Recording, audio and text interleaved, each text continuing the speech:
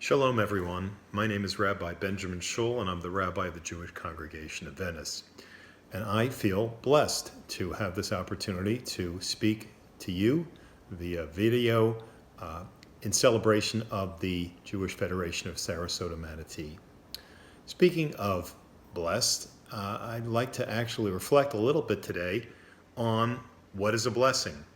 And when I think of what is a blessing, I think of a story I heard that was shared by a Jewish personality. And he said that he was on an airplane and he had ordered a kosher meal. And as you know about kosher meals, they're often wrapped in all kinds of saran wrap and aluminum foil. And he asked the flight attendant if she might unwrap the kosher meal for him. And she said, "Well, I can't do that." And he said, "Well, why not?" And she said, "Well, if I do that, I let the blessing out." So, as we know, some people have an idea of blessing having some magical force, magical presence that somehow will escape if we open up the kosher meal.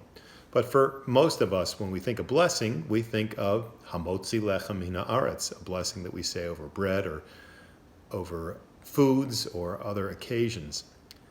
But when we look at the Torah itself, we find the word blessing used in a very special way. And we find that actually in Parshat Lech Lecha, that speaks of Abraham and Sarah and their mission. And in that Torah portion, God's speaking to Avram, he's yet to become Abraham, and he says, "Ve'escha lagoy gadol, va'avarecha va'agadla, shemecha, ve'heye bracha." And you will become a great people, and I will bless you, and I shall make your name great, v'heye bracha, and you shall be a blessing. Abraham is to be a blessing. This is not a promise or a prediction, but a directive and a goal. God is telling Abraham, you shall live your life so that you will be a blessing to the world. Through Abraham's deeds, he's to bring goodness to the world. Why did Abraham deserve to be the father of the Jewish people? Well, when we read about Noah, the great figure who precedes Abraham, we see he was a righteous man in his generation. No similar statement is made about Abraham's qualifications. The choice of Abraham is not based on what he was, but on what he was willing to become. That he was willing to strive to be. V'heye bracha, he strived to be a blessing. That is God's concern for Abraham, and God's concern for Abraham's descendants. And we see that in God's choosing of the Jewish people. The choice of the Jewish people is not based on what we were. For indeed, we were a stiff-necked people, according to the Torah. The choice of the Jewish people is based on what we are willing to become.